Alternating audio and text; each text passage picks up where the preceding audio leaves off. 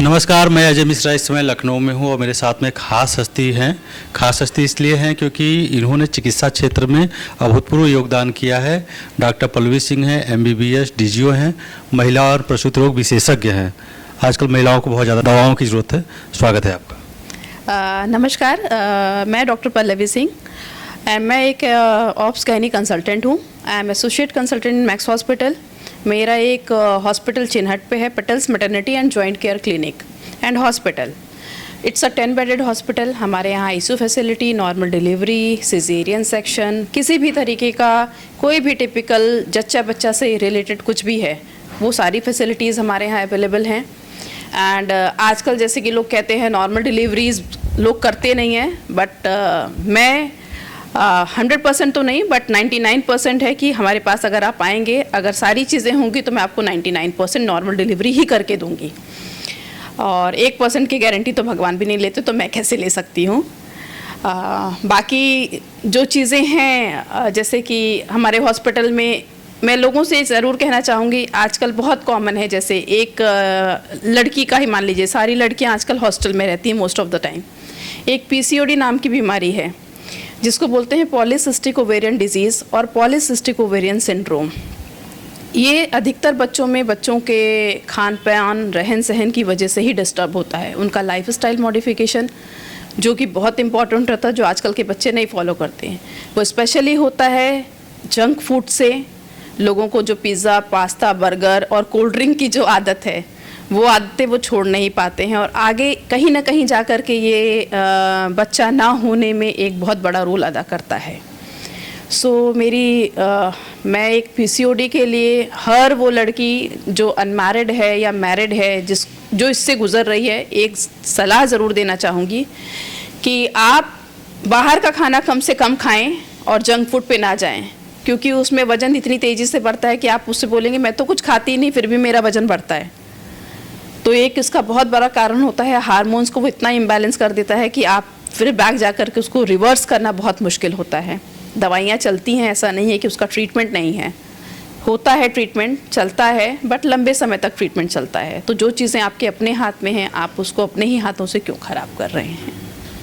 Generally देखने में आता है कि प्रेगनेंसी के दौरान बहुत सारी क्रिटिकल ऐसी सिचुएशन हो जाती है। कई बार बोलते हैं बच्चे के गले में नॉट फंसी हुई है। मैक्सिमम केसेज में डॉक्टर ये बता करके कहते देखिए नॉर्मल डिलीवरी नहीं होनी है, इसका जो है सिजेरियन ही एक उपाय है, क्योंकि सिजेरियन में उन्हें काटना है, अलग कर देना है और समय की भी बचत होती है, जो हम लोग समझते हैं लेमैन की भाषा में। बाकी आप एक्सपर्ट हैं, आप बेहतर समझती हैं। आप इस बात को कैसे महसूस करती हैं? और क्योंकि देखिए आपने कहा कि 1% की जिम्मेदारी भगवान ले सकता है, तो ये माना जा सकता है कि 100% आपका काम एक्यूरेट है। देखिए, जैसा कि अभी आपने कहा है कि बच्चे के गले में कॉर्ड है, हाँ कॉर्ड होता है बच्चे के गले में। अगर सिंगल लूप ऑफ कॉर्ड है तो उसके लिए घबराने की ज़रूरत नहीं है। अगर डबल लूप ऑफ, अब किसी का भी कोई भी बच्चा हो आप या कोई भी चीज़ हो, बच्चा ऊपर से नीचे की तरफ जब आता है तो गले में अगर फंदा फंसा है, तो अगर डबल कॉर्ड है तो जैसे जैसे बच्चा नीचे आएगा वैसे वो फंदा टाइट होता जाएगा। इसीलिए डॉक्टर्स दोनों को सेफ रखने के लिए और अपने आप को भी सेफ रखने के लिए बोलते हैं कि भाई नहीं हो पाएगा, इसलिए सिजेरियन सेक्शन करने के लिए एडवाइस देते हैं। और ये फैमिली नहीं मानती है कि हमारा बच्चा तो सब कुछ ठीक था, वजन ठीक था, सारी चीज़ें ठीक थी, बट नॉर्मल डिलीवरी के सिर्फ एक चीज़ नहीं पॉसिबल है।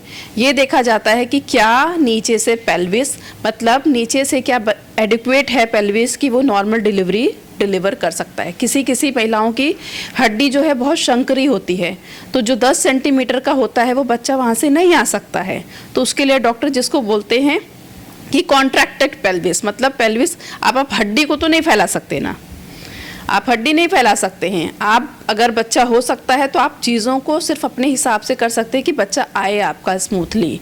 सिंगल लूज कॉर्ड है, कोई नहीं परेशानी है, मैं करती हूँ। लेकिन अगर डबल लूज कॉज है, टाइट है, बच्चे के अंदर अगर आप NST में चेंजेस देख रहे हैं कि बच्चा सांस नहीं ले पा रहा है, वो NST की एक ग्राफ होता है, हम लोग में कहा जाता है, उस ग्राफ को हम लोग देखते हैं कि क्या एक एक घंटे पे जो हो रहा है वो बच्चे के अंदर प्रोसेस नॉर्मल डिलीवरी की तरफ सही हो रहा है या नहीं हो रहा है।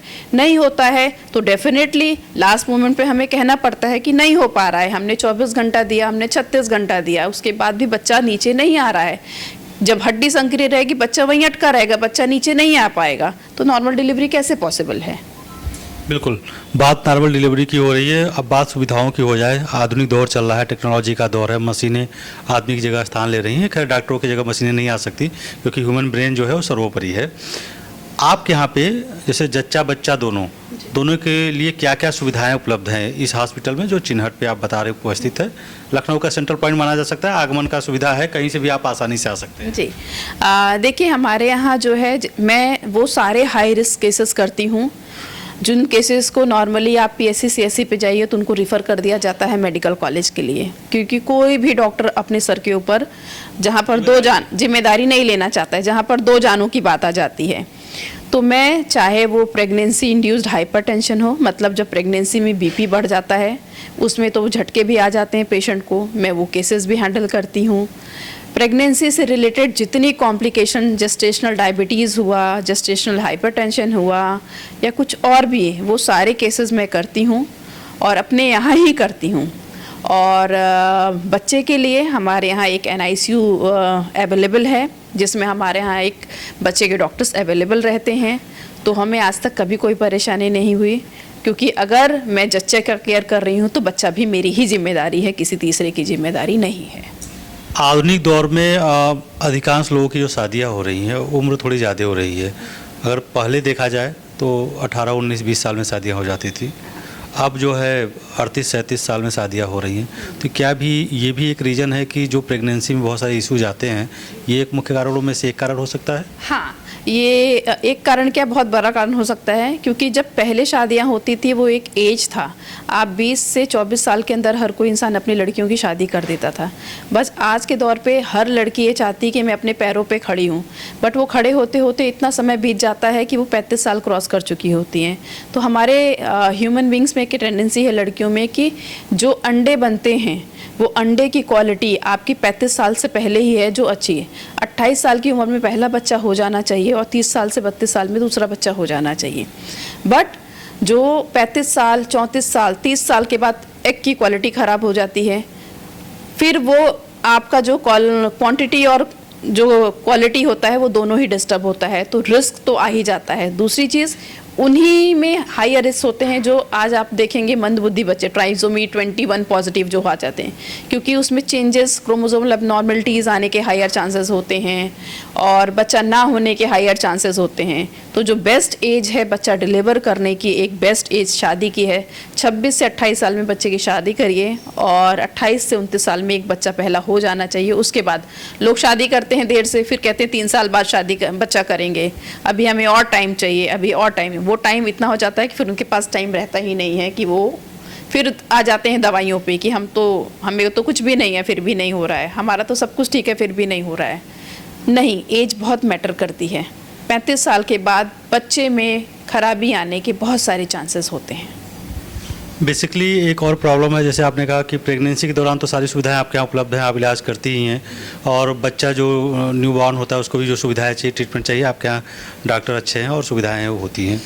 बहुत सारे लोगों की इशू ये है कि औरतें चाह के भी माँ नहीं बन पाती हैं, क्या उसकी भी सुविधाएं अपने यहाँ इलाज की हैं, आके आपसे कंसल्ट कर सकते हैं, कोई जानकारी ले सकते हैं? जी हाँ, देखिए बहुत सारे मेरे पास ऐसे पेशेंट हैं जो कि प्रेगनेंसी जिनको नहीं हो रही है। मैंने IVF का एक शॉर्ट कोर्स किया हुआ है, मतलब जिसमें आपको अगर एक किसी पार्टनर में प्रॉब्लम है, चाहे वो मेल हो चाहे फीमेल हो, क्योंकि हमारे यहाँ वो फैसिलिटी अभी नहीं है कि मैं उसको IVF, क्योंकि उसके लिए बड़ा सेटअप। हाँ, ये ज़रूर है, जो हमारे पास पेशेंट्स आते हैं वो निराश नहीं जाते हैं, क्योंकि मैं उनको वहीं पर भेजती हूँ जहाँ पर उनका मतलब हायर चांसेस रेट हो जाता है कि वो प्रेगनेंसी होकर के वापस मेरे पास आएँ। बात तो सुविधाओं की हो गई, आपके अनुभव की हो गई, अच्छा खासा अनुभव है आपका और अच्छे संस्थानों से आपने पढ़ाई की हुई है। अब बात आती है कि बहुत सारे जो एक तरीके से कह लीजिए कि सुविधाएं चाहते हैं, दवाएं चाहते हैं, उनके मन में एक बात आती है, डॉक्टर पल्लवी सिंह कितनी महंगी हैं या कितनी सस्ती हैं, या कह लीजिए मेरे पॉकेट में आएगा इलाज कि नहीं आएगा। क्योंकि देखिए शहर में जिस तरीके से असमानता इलाज में है, एक प्रेगनेंसी की डिलीवरी में कोई 2 लाख भी खर्च करता है, कोई 1 लाख भी करता है, तो क्या माना जाए? देखिए, जहाँ तक है, मैं जिस जगह पे बैठी हूँ मेरे पास हर वैरायटी के पेशेंट हैं। एक लोअर कास्ट भी है, मिडिल कास्ट भी है और हायर सोसाइटी भी है। तो मैं जहाँ पर मेरे यहाँ अगर आप आएंगे तो अगर आप ये कहेंगे कि हमारे पास नहीं डॉक्टर साहब मेरे पास इतना ही है, तो मैं उनका भी इलाज करती हूँ। हाँ, ये है कि हमने भी स्टाफ रखा है, तो मैं भी अपने जेब से किसी को नहीं दूंगी, बहुत सीधी सी बात है, आज के ज़माने में वो कहना बेकार होगा। महिलाओं की बात हो रही है तो ये देखने में ज़्यादा आ रहा है कि उन्हें कैंसर की प्रॉब्लम बहुत ज़्यादा हो रही है। क्या है ये चीज़, कैसे होती है और क्या इलाज है इसका? हाँ, देखिए आजकल जैसे कहा जाता है कि हर 5 मिनट पे एक महिला कैंसर से पॉजिटिव आ रहा है। महिलाओं में 3 ही कैंसर बहुत कॉमन होता है, एक बच्चेदानी का कैंसर, एक बच्चेदानी के मुंह का कैंसर और एक अंडकोश का कैंसर, मतलब ओवरीज का कैंसर। उसका एक प्रिवेंशन, आदमी कहता है prevention is better than cure. तो जो प्रिवेंशन होता है उसका जो बेस्ट एज आजकल, तो मतलब पहले के टाइम पे इतनी चीज़ें अवेलेबल नहीं थी, ना ही वैक्सीन्स अवेलेबल थी, ना ही कोई और चीज़ अवेलेबल थी, और लोग जानते भी नहीं थे, लोगों की मौत हो जाती थी, पता भी नहीं चलता था कि किस वजह से मरे हैं। बट अब ऐसा नहीं है। आजकल जो एज ग्रुप है दैट इज़ 9 साल से लेकर के 24 साल तक, दैट इज़ बेस्ट एज, चाहे वो लड़का हो चाहे वो लड़की हो। जो एक गार्डासिल 9 सर्वाइकल कैंसर की वैक्सीन आती है जो हमारे 18 कैंसर को कवर करती है। 18? हाँ, जो हमारे शरीर के 18 कैंसर को कवर करती है। जैसा कि हमने पहले बताया आपको कि भगवान तो कोई नहीं है, लेकिन ये है कि प्रिवेंशन इतना ज़रूर दिया गया है कि अगर वो बेस्ट एज जो 9 साल के बच्चे से शुरू होती है और 24 साल में अगर आप उस एज में लगाएंगे तो कम से कम आपका बच्चे का भविष्य सिक्योर ज़रूर हो जाएगा। क्योंकि अभी नहीं पता है, आजकल के खान पान हर एक चीज़ से, जो पहले का टाइम था और अब का टाइम में बहुत सारी चीज़ें बदल चुकी हैं। तो कैंसर किस वजह से हो रहा है, क्यों हो रहा है, कहाँ से कैंसर सेल्स डेवलप हो जा रही हैं इतनी, क्योंकि आप पहले नहीं सुनते थे, आप अभी आप देखिए हर तीसरे को अरे वो तो कैंसर से मर गया, अरे वो तो कैंसर से मर गया। तो चाहे वो लड़का हो चाहे वो लड़की हो, इस कैंसर की वैक्सीन के लिए मैं सबको सजेस्ट करना चाहूँगी कि अपने बच्चों को वैक्सीनेशन ज़रूर करवाएं। एक गार्डासिल प्लेन आता है, एक गार्डासिल 9 आता है, जो 0 to 6 का डोज होता है। 0 to 6 मतलब 0 मतलब जैसे आज का पहला दिन, फिर 2 महीने बाद, फिर उसके 6 महीने बाद। ये कंप्लीट डोज होता है बच्चों को देने का, और वो कराना चाहिए हर पेशेंट को। तो ये क्या कहा जा सकता है कि जो ये कैंसर की वैक्सीन है मेल फीमेल दोनों लोगों में लगवाई जा सकती है? जी हाँ, वही मैंने बताया है कि चाहे वो मेल हो चाहे वो फीमेल हो, ये 18 कैंसर को कवर करता है। गार्डासिल प्लेन जो होता है वो सिर्फ 3 कैंसर पर कवर करता है, दैट इज़ बच्चेदानी के मुंह का, बच्चेदानी का और ओवरीज का। लेकिन जो गार्डासिल 9 है वो आपके 18 कैंसर्स को कवर करता है। तो आइडियल एज क्या होती है कि उस एज में आकर के लोग 9 से 14 साल। 9 से 14? हाँ, लड़का लड़की 9 से 14 साल और एडल्ट्स में 24 साल तक, और अगर और भी ज़्यादा आगे जाना चाहते हैं तो 46 तक वैक्सीन लग सकती है। तो जो एज आपने बताई 46 तक लग सकती है, तो उसमें भी उसी तरीके से कारगर होती है जो 9 से 14 साल में होती है? नहीं, जो बेस्ट कारगर होती है वो होती है आपकी 9 से 24 साल तक की एज। 9 से 24 साल ही आइडियल होती है, और ये 18 तरीके के कैंसर को कवर करती है जी। ये 18 तरीके के सारे कैंसर में, जैसे लीवर का कैंसर हुआ, पैनक्रियास का कैंसर हुआ, आपका ओवरी का कैंसर हुआ, लंग कैंसर हुआ, मतलब आपके शरीर में जितने कैंसर डेवलप होते हैं वो उनसे प्रिवेंशन ज़रूर दे देगी। तो महिलाओं की बात हो रही थी, कैंसर की बात हो रही थी, एक वैक्सीन की भी बात हुई। महिलाएं बहुत सारे जो सामान्य बुद्धि की हैं, जो ठीक है औसत दर्जे की हैं, पता कैसे चलता है कि प्राइमरी एज पे जनरली क्या होता है, जब लोग पहुंचते हैं क्लिनिक में या डॉक्टर से मिलते हैं तो वो स्टेज गुजर चुकी होती है जो वहाँ सुरक्षा हो सके, तो उसे कैसे आइडेंटिफाई किया जाए? देखिए, अगर आपको जैसे महिलाएं आकर के लेती हैं, बहुत सारी महिलाएं आजकल शर्म के मारे नहीं बताती, ना ही अपने घर में, ना ही अपने हस्बैंड से, ना ही किसी से। उनको लगातार डिस्चार्ज होता रहता है, जिसको वो लोग सोचती हैं कि सफ़ेद पानी जा रहा है, सफ़ेद पानी जा रहा है, पानी ल्यूकोरिया समझ करके। बट वो ल्यूकोरिया नहीं होता है। अगर आपकी बॉडी में लथार्जी मतलब शरीर को वीकनेस हो रही है, या आपको फाउल स्मेली डिस्चार्ज हो रहा है, मतलब स्मेल है और उसमें डिस्चार्ज हो रहा है, उसके साथ स्मेल बहुत ज़्यादा है, तो आपको डॉक्टर से तुरंत कंसल्ट करना चाहिए। या ब्लीडिंग हो रही है और इतनी हैवी ब्लीडिंग हो रही है कि आपको पता ही नहीं चल रहा है कि ये महीने में 2-2, 3-3 बार ब्लीड हो रहा है। पोस्ट मेनोपॉजल ब्लीडिंग होती है, मेनोपॉज को हो चुका है, 4 साल बंद हो चुका है, लेकिन फिर से शुरू हो गया, शर्म के मारे नहीं बताएं। अरे कैसे बताएं, अब बेटा बड़ा हो गया है, किससे बताएं, हस्बैंड से? तो वो भी छिपाती रहती हैं क्योंकि उनको नहीं होता है डिस्कस, होगा ऐसे ही दिख गया, हो गया नहीं, दिख नहीं जाता है। अगर प्रेगनेंसी, अगर आपके मेनोपॉज होने के बाद 1 साल बाद बंद होता है तो कंप्लीट मेनोपॉज। लेकिन अगर मेनोपॉज होने के बाद कभी भी आपको ब्लीडिंग या एक थब्बा भी दिखता है तो आपके पास तुरंत डॉक्टर के पास आपको जाना चाहिए। आपको अपना कंप्लीट चेकअप करवाना चाहिए और साल में एक बार पैप स्मीयर ज़रूर कराना चाहिए, ताकि आप रूल आउट कर सकें कि आपको कैंसर सेल्स तो नहीं हैं, आपके अंदर कुछ कैंसर तो नहीं डेवलप हो रहे हैं। और जो अब तो बहुत सारे कैंसर के बहुत सारे तरीके हैं, जैसे लिक्विड बेस्ड साइटोलॉजी है। अगर बच्चेदानी के अंदर का है, एंडोमेट्रियल हाइपरप्लेजिया होता है, मतलब बच्चेदानी के अंदर इतनी मोटी लाइनिंग हो जाती है तो उसको हम उसका सैंपल निकाल करके भेजते हैं कि कहीं उसके बच्चेदानी के अंदर का कैंसर तो नहीं है। तो अब तो तरीके बहुत हैं करने के, लेकिन उसके पहले आपको शर्म छोड़नी पड़ेगी, आपको सारी चीज़ें छोड़नी पड़ेगी, आपको अपने लिए कदम उठाना पड़ेगा कि हाँ मुझे ये प्रॉब्लम है और मुझे जाना चाहिए। इमीडिएटली आप डॉक्टर के पास जाएं कि डॉक्टर मेरे अंदर ये चेंजेस ऑल ऑफ सडन आए हैं, क्या ऐसा है, तो डॉक्टर आपको उसके हिसाब से ट्रीटमेंट बताएंगे। वैक्सीनेशन की बात हो रही तो जो प्रेग्नेंट महिलाएं हैं पहले महीने से लेकर के 9 महीने तक उनको वैक्सीनेशन की ज़रूरत पड़ती है। फिर उसके बाद जो बच्चा होता है उसको भी मुझे लग रहा है 52 से लेकर के 16-17 साल तक वैक्सीनेशन की ज़रूरत होती है। अलग अलग समय पे वैक्सीनेशन होती है। तो यहाँ पे जो अपना ये क्लिनिक है यहाँ पे ये सुविधाएं उपलब्ध हैं, सारी वैक्सीनेशन टाइम्स होती है। जी देखिए, जो प्रेगनेंसी में होता है, प्रेगनेंसी में जैसे कहा जाता है बहुत ज़्यादा वैक्सीन्स नहीं होती हैं, सिर्फ 2 टिटनेस की वैक्सीन्स होती हैं जो अवेलेबल है, जो लगता है, और एक फ्लू वैक्सीन लगता है पेशेंट को।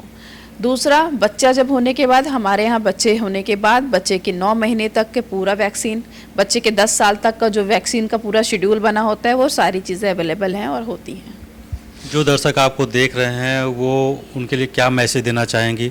आपसे इलाज कराने की सोच रहे हैं, चिन्हट में लोकेशन है, हम लोकेशन भी आपका टैग करेंगे अपने उस पर वेबसाइट पे, क्या मैसेज देना चाह रही हैं? मैं ये आप लोग से ये ज़रूर कहना चाहूँगी कि मैंने जो बोला है एक बार उसको आकर के आप लोग देखिए, आप लोग को खुद रियलाइज़ होगा। तो अभी तक मेरे पास जो पेशेंट आए हैं वो मुझे छोड़ के गए नहीं हैं, उम्मीद मैं आपसे यही करती हूँ कि आप भी नहीं जाएंगे।